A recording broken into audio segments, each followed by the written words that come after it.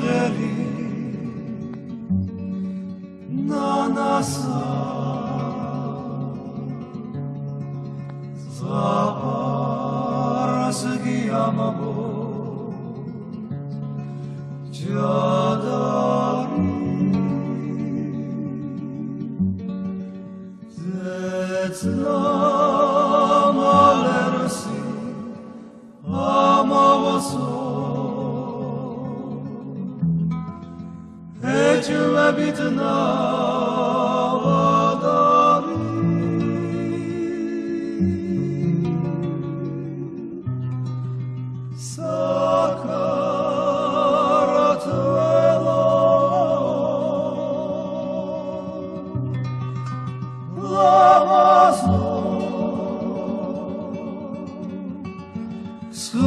საკარათველო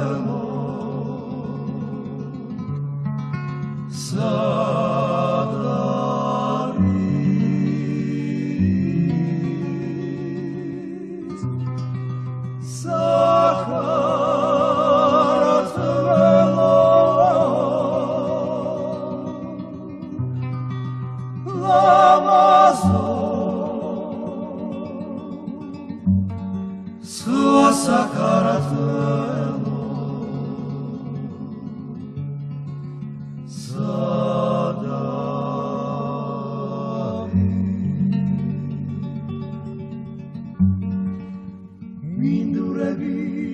ქართლის მინდვრები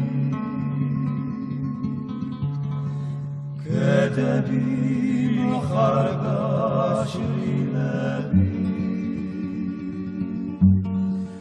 დაში დღედანა ბინადები დღეში ქორბუდა ირმები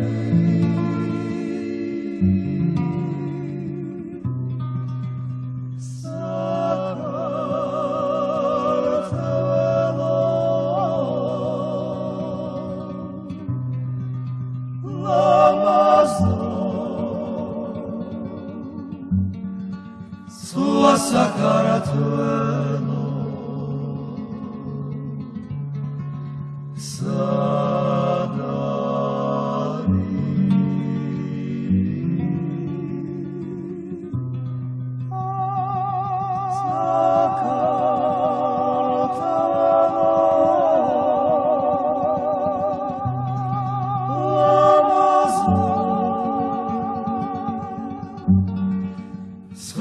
საკარათველო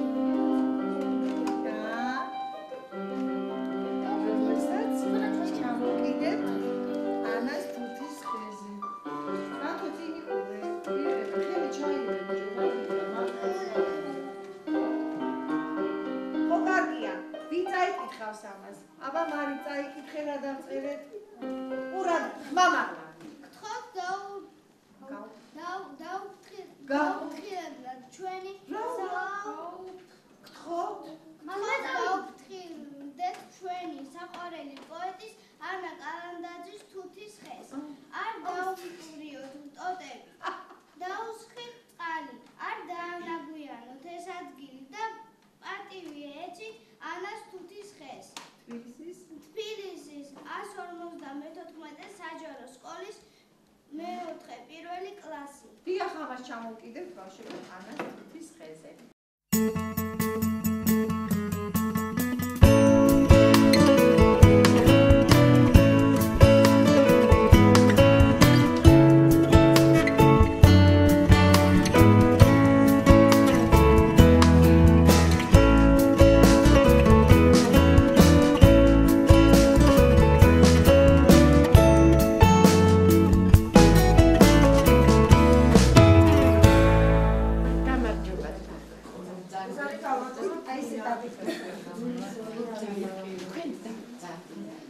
დღეს ჩვენ ვიმყოფებით სახლში, სადაც ანა კალანდაძე ცხოვრობდა. ჩვენი აქ ყოფნის მიზეზი იცით რა არის? ჩვენს კლასში ანას თუთა შემოიჭრა.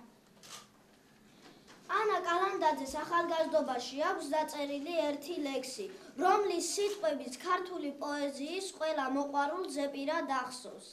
ლამის სახლში შემოიჭრას თუთა, ლამის წელზე შემომხიოს ხელი.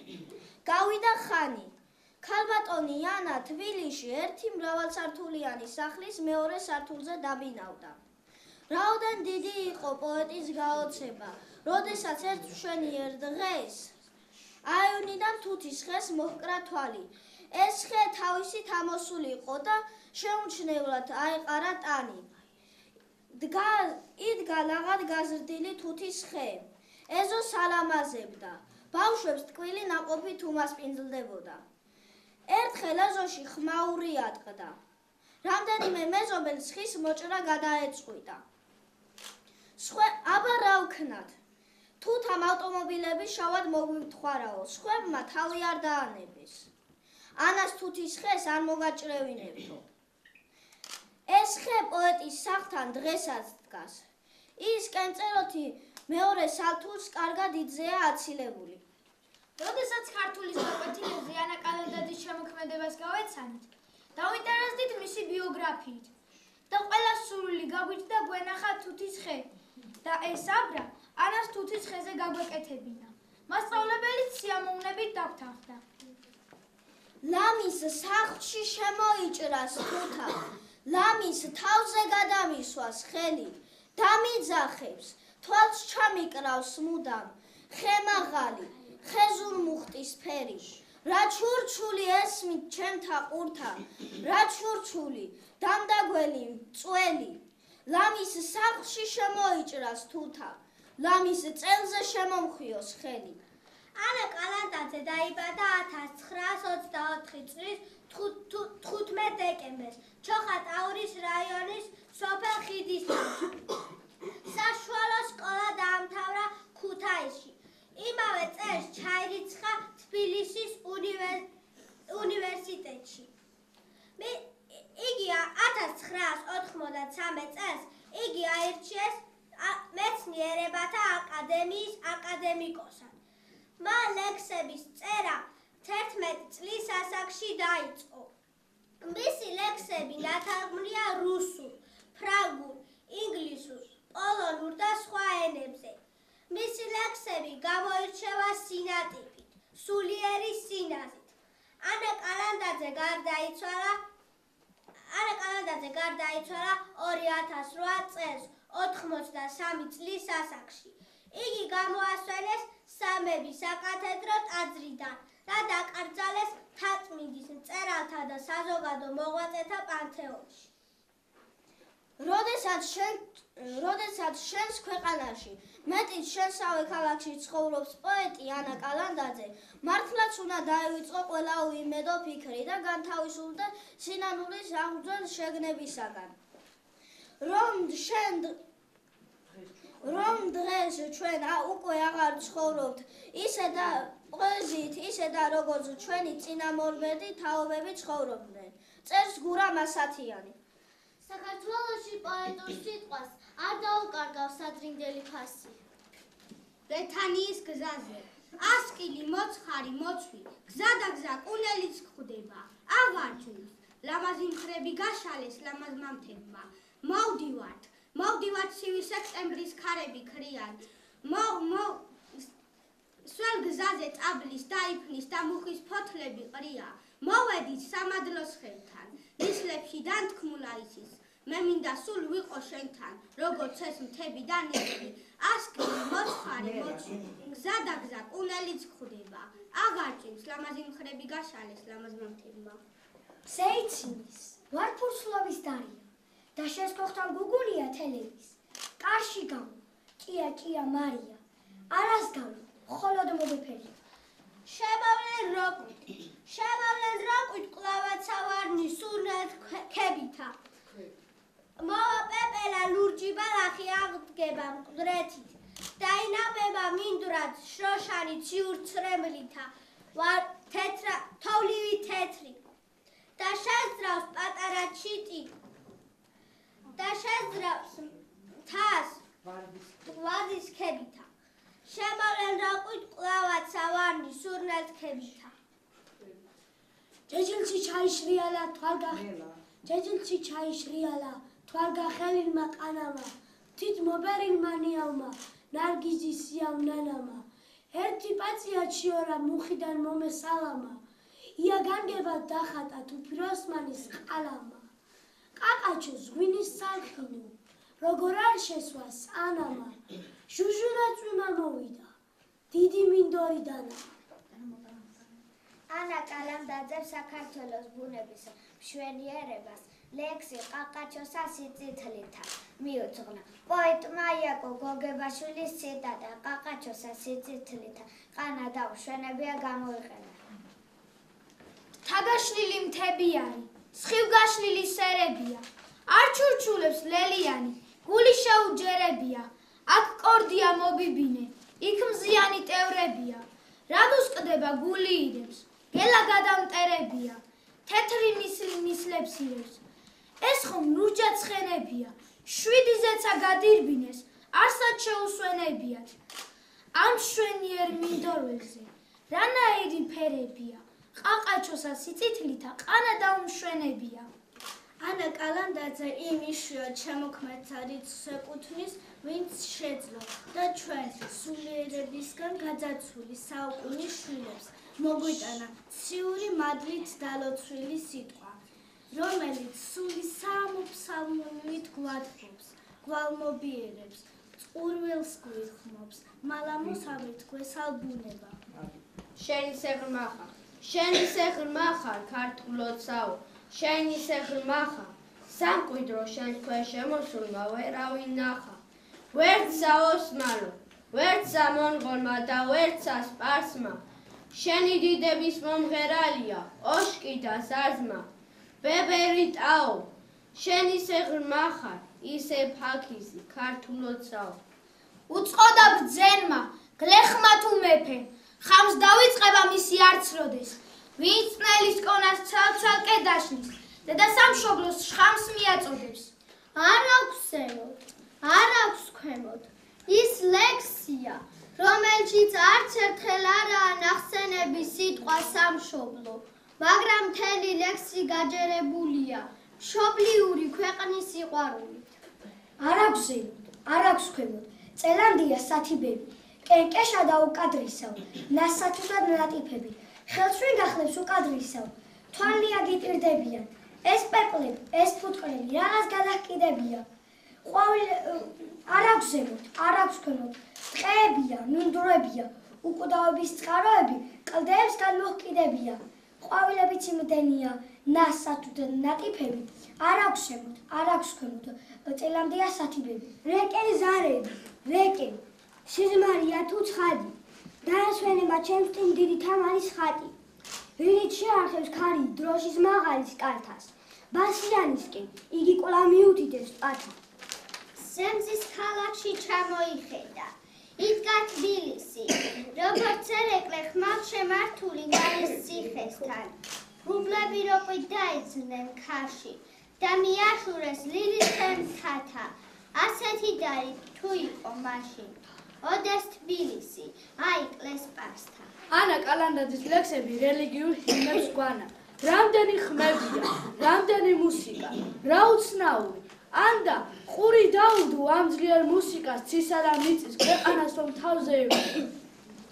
პაწაწინარ ტოვარი, მეფერებამ ზეალერსის მთავარს, ვარდის ფრად სამ ჩამომთოვა, მე მიგალოს, როდი მიმატოვა, თოხიტარა, პაწაწინარ ტოვარ, ქარი მარხებს და ყვავილებს მაცლის, ყვავილს მომწყვეტს, გაიტაცებს მინდვრად, დამიყვავე ქარო, ნუ ხარ მკაცრი, მეშინია, პატარა ვარ, მოფერება მინდა. მითხარიო, როგორ ვანდო საიდუმლო აშალსა და მსტოვარს. მებაღეო, ნუ დამტოვებ მარტო, მეშინია, პაწაწინარ ტოვარ. მე ლამაზი მეგობარი მყავდა, თვალჯუჟუნა, წაბლის ფერი თმებით. ერთხელ მტრედმა მოუტანა ფრთები, დამტოვა და ღრუბლებს გაყვაცადა. ღრუბლებს გაჰყვა, სადვეძებო სადა. მე ლამაზი მეგობარი მყავდა, თვალჯუჟუნა, წაბლის ფერი თმებით. ღრმა და მრავალფეროვანია ანა კალანდაძის პოეტურ სახეთა სამყარო. პოეზია სასწაულმოქმედი, იდუმალი ძალას შესწევს, რადგან ამ ძისა და მთვარის ქვეშეთში ყველაზე დიდი საიდუმლო ის არის, რომ ნაზი და სათუთი გრძნობის გადარჩენა შეძლო და რომ ამ ცოდვებით დამძიმებულ ჩვენს ყოფაში იპოვოს გული წმინდამან, ცრემლმან და მეუფება მისი ახლა. მოდიოდა ნინო მთებით, ლურჯ მწვერვალებს ქარიშს ძისფერ ნისლში ხვევდა და როდესაც ბარში ვარდიყვაოდა, თოლიდო ჯავახეთის მთათაზე და ტყეებში ქარიშხლები ბღაოდნენ, მოჰკიოდა ქარი ღრუბლებს მოჰკიოდა და ფარავნის ტბასაზე და ძრწოდა ქარი, მოდიოდა ნინო, მთებით მოდიოდა და მოჰქონდა სანატრელი, ვაზის ჯვარი, თოლის მთებით კვირდებოდა უცხო მგზავრი, ვის უნახავს ვარდობისას თოლი მთებზე, წყემსა ჰკითხა, რომელია ქართლის გზაი, წყემსმა უთხრა, საქართველო არის ესე, მიეძინა, ერთ წალკოჩი მიეძინა და ფშატებმა მზისგან მოუჩრდილესო, ეს ვინ არის, გამოცხადა მგზავრის წინა, ნუ გეშინინ, მიუგებდა იესო, გაეღვიძა, წუთით იგრძნო მშობლის სევდა, მაგრამ რწმენა ავალებდა რაოდენს, თოლიდო ჯავახეთის მთათაზე და ტყეებში ქარიშხლები ბღაოდნენ. ფეხი დამადგით, გუზე დამადგით ფეხი ყოველმან, წყალობა ჰყავით საქართველოის ყოლის პროველმა ვისურე დავით. ფეხქვეშ გაცვითეთ საფლავის როდი ყურძის ტევნებით. ასეთი ცოდვა რა გაქვს მეფეო მიუტევები. ღირს მსახურებდი ქართულ მიწაწყალს. რა იგადარდებს? გასწია იგი ნიკოფსიიდან და რუბანდამდე. თუ ეს მაღალთა თანდაბლობაა ოდით და ოდით. თუ ცოდვილი ხარ, მაშინ მეფეო რაღაც ქმან ცოდვის. სული სიმშვიდის ვერსით ყოველთა. გუზე დამადგით, ფეხი ყოველთა. რამდენიმე წლის წინ ლიტერატურულ კონკურსზე საბა ქალბატონ ანა კალანდაძეს მიენიჭა პრემია ქართულ ლიტერატურაში გაწეული განსაკუთრებული ღვაწლისათვის. დღეს კი გავიხსენოთ ჩვენი დროის უდიდეს ქართველ პოეტთან მის გარდაცვალებამდე ჩაწერილი ინტერვიუ. ქალბატონო ანა, რთულ პერიოდში ცხოვრობ, გარდამავალ ეპოქაში. თუ გნებავთ გლობალიზაციის ხანაში. საფრთხე ემუხრება ჩვენს ეროვნულ და სულიერ ფასეულობებს. რა პოზიცია უნდა დაიკავოს ქართველმა? ქართველი ყოველთვის და განსაკუთრებით დღეს უნდა იდგეს ეროვნულ და სულიერ ფასეულობათა სადარაჯოზე. ჩვენ შეჭირებულ ყოფაში სულიერ ფასეულობათა როლი განუსაზღვრელია და არა მხოლოდ შეჭირვების ჟამს. ამიტომ ჩვენც ამ თავითვე უნდა მივხედოთ მათ. უნდა დავიცვათ ჩვენი უმდიდრესი ტრადიციები. სხვაგვარად, როგორც დიდი ილია ბრძანებდა, ჩავეშვებით განურჩევლობის ზღვაში და ჩვენვე შევუწყობთ ხელს ჩვენსავე აღგვას პირისაგან მიწისა.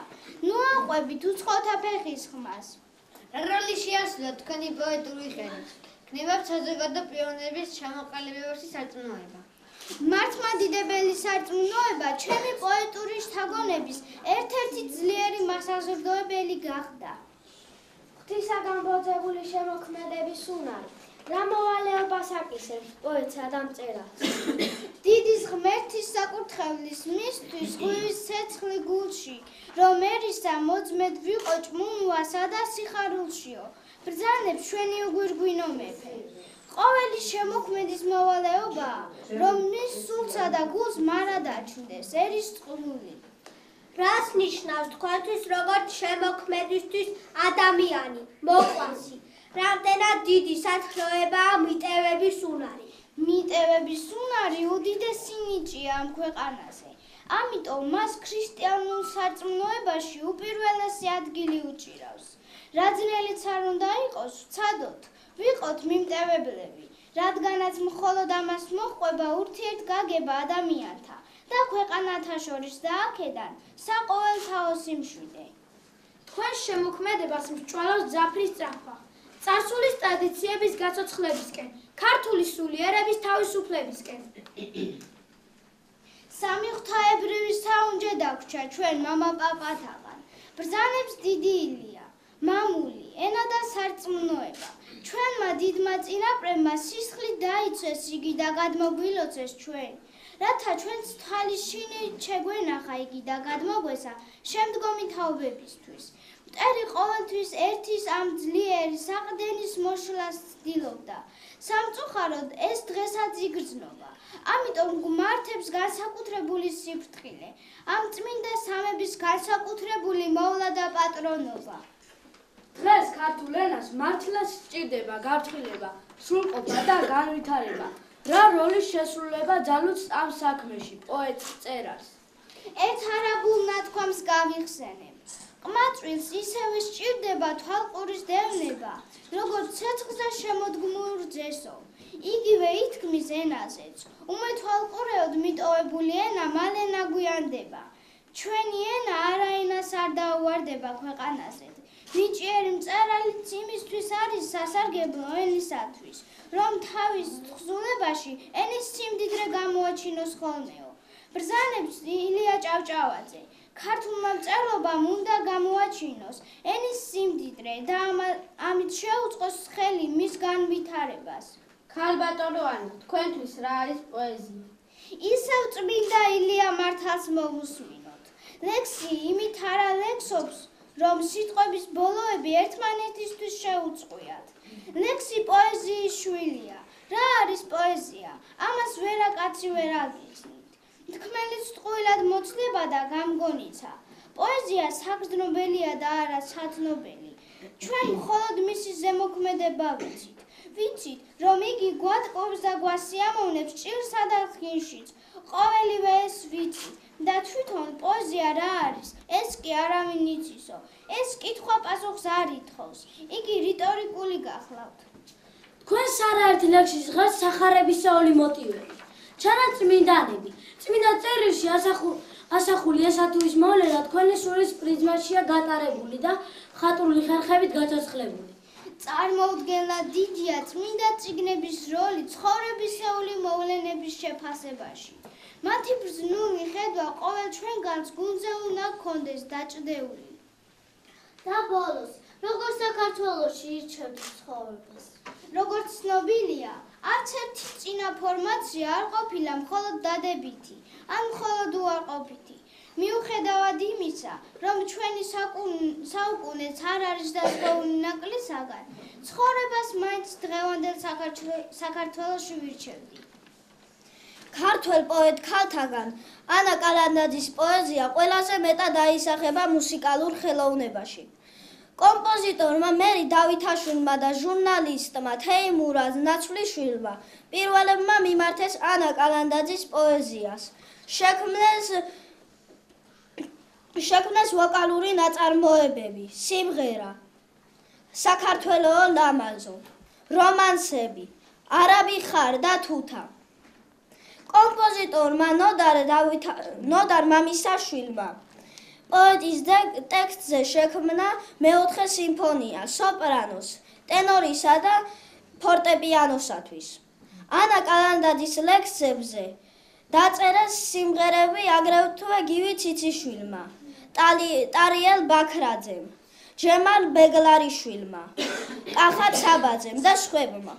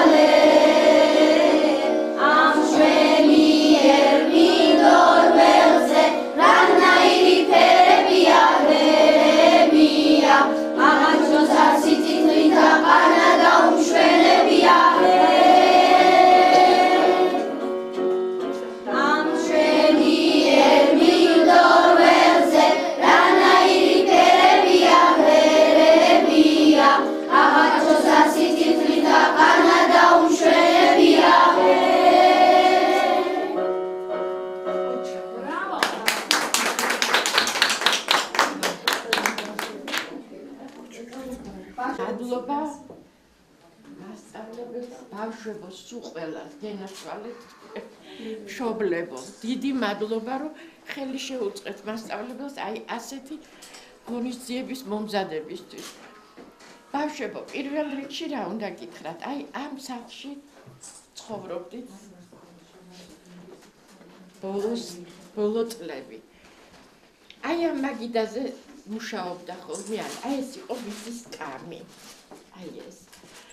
ისე საერთოდ აი ეს სავარძელი იყო ანასი, რომელშიც იჯდა ყოველთვის. არაფერი არ შეგვიცვლია ანას სიკვდილის მერე. არაფერი, აი ერთი სურათისთვის ადგილი არ შეგვიცვლია და სკამი არ აგვიღია და არ დაგვიდგავს მეორე ადგილას. ანას ძალიან უყვარდა ბავშვები. არასოდეს არ ამბობდა უარს შეხვედრებზე წასვლის დროს. არასოდეს სხვაგან ყოველთვის ცდილობდა რომ თავი დაეძვინა ხოლმე შეხვედრებზე წასვლისგან და ბავშვები რო ეტყოდნენ, რომ შემოუთვლიდა რომელიმე სკოლას უნდა საბავშვო ბაღში მიყავდათ ბაღის ბავშვებთან. არასოდეს ალბათ რო ყოფილიყო ადგებოდა და წავიდოდა. ისე უყვარდა ბავშვები და თქვენი იმედი გქონდათ, რომ თქვენი უნდა იყოს მომავალი საქართველო. ანაც ძალიან გაჭირებულ დროს ცხოვრობდა. ბევრი გაჭირება ნახა.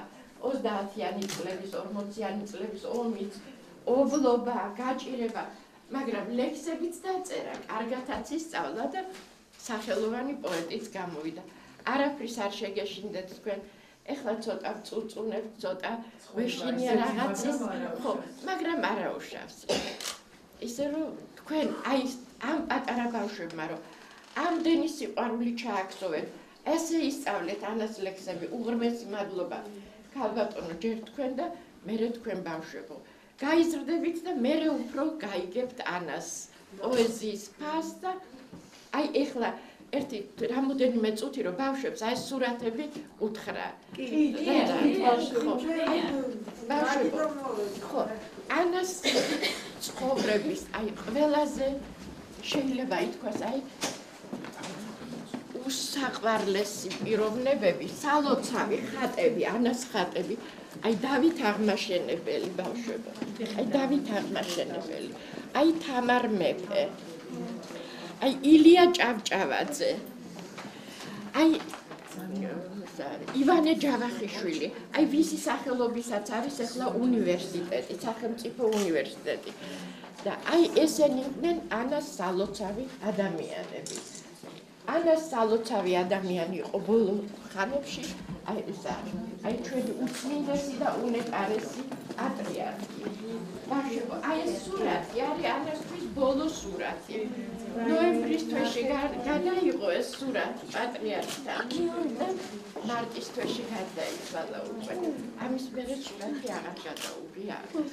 ბავშვებს თვითონ ქონდა რეაქცია მოსვლის ისე თქოს სამეთილები ჩავატყოს ასე წავუყვარდეთ რა ესე იგი არ ქონია იდეაში რომ წავუყვარდეთ და ესე იგი ისე დაიბადა ეს კლასში სურვილი რომ თქვი ნამდვილად შემოიჭრა ანასთან ეს კლასში და ამ გაგათისაც შესაძლებლად ეს სახელი დავა ძალიან მოგეფერო ძალიან კარგი ბავშვები აი ეს სურათები არის ბავშვებო, ანას პორტრეტები არის სხვადასხვა ქართველი მხატვრებისგან დაღწეული. ეს ქეთევან მაღალაშვილის მიერ შესრულებული ახალგაზრდობის დროინდელი პორტრეტი. ეს ირაკლი თოიძე. ლამის სახლში შემოიჭრეს თუთა, ლამის თავზე გადამისვას ხელი, დამიძახებს, თვალს ჩამიკრავს მუდამ ხე მაღალი, ხე ზურმუხტის ფერი. რა ჩურჩული ეს თქვენ არასოდეს არ დაუჭირებათ. ეს არის ულამაზესი დღე თქვენ ცხოვრებაში ნამდვილად და მინდა მოვეფეროთ თქვენს მასწავლებელს, რომელმაც მართლაც თქვენ ხედავთ რომ დაუღალავად ნაშრომი ჩანდა. ისინი მეოთხე კლასელები არიან ჯერომი და ძალიან კარგად, აი კარგად ყველაფერს გამოთქვამი. ეს გულიდან მომწევდა თითოეული სიტყვა და გააზრებული ქონდა თითოეული ძალიან ოჩახი ძალიან კარგი. კიდევ ბევრი დიდი მადლობა ისე რომ ბავშვებო მე თქვენ ყოველთვის მიგიღებთ და დიდი მადლობა ახლა ეხლა თუთის ხე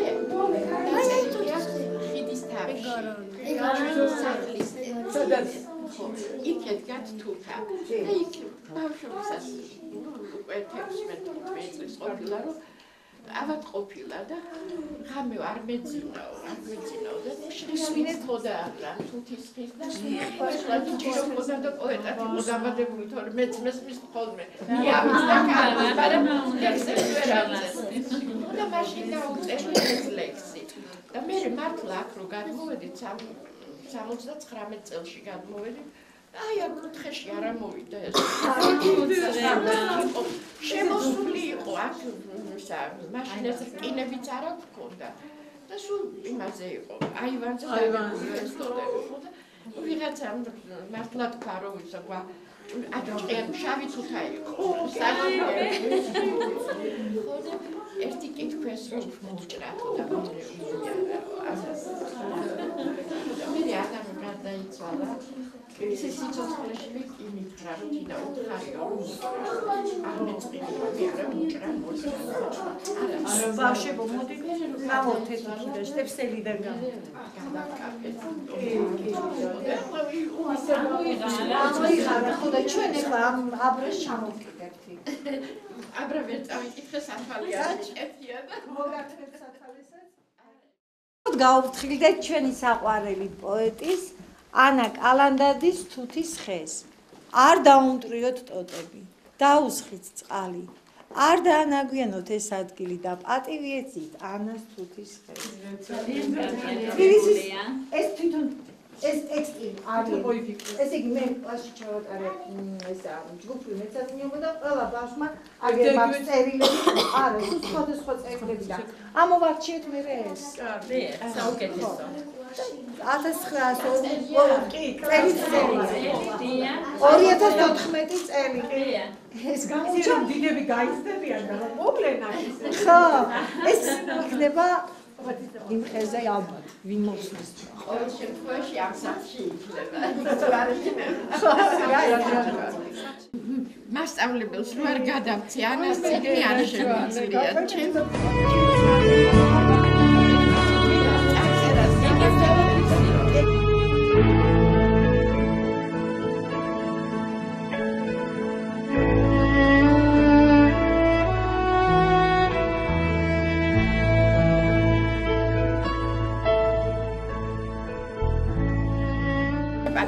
ანა კალანდაძის ოჯახი. არ ვიცი როგორ გამოვხატეს მადლიერება. არა, მადლიერება ეგ არის რომ მოგართმევ რაც თქვენ გააკეთეთ, რაც თქვენ გააკეთეთ. მე პირადად მოვალ მოდტადი. და იმიტომ ამაზად მოვალ ანასთვისაც და ანასთვისაც. და ყველაფერს ვინახავ. ყველას მოვალ სურათებით და ყველაფერი. ბაშებო ეს თქვენს გეკუთვნით და ამის შემდეგ უფრო მეტი უნდა გავიცნოთ ამ წიგნს. კი, ბევრი საინტერესო რაღაც წერია მან კიდე და ძალიან დიდი მადლობა. წერეთაბა ჯადაი ზეცნამალესი თამაშო ეჯერით ნავადარი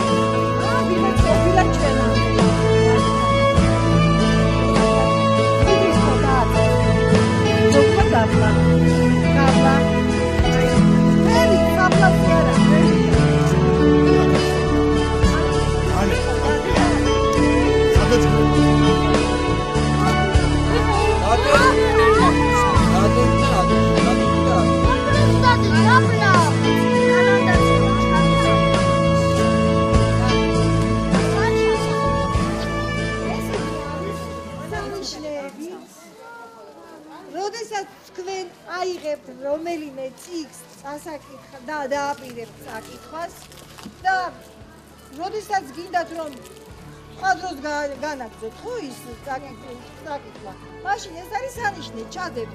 კი არ გადაკეცავთ ფულს წიგნისას, არამედ ამ სანიშნეს ჩადებთ და გაგახსენდება დღევანდელი დღე. შეგიძლიათ მიაწეროთ აქ ბოლოში წელი, გამიგეთ რომელი წელია, ხო და გეკნებათ ეს საჭიროა ქართული ენის აი ამ მამა დავიქცევთ.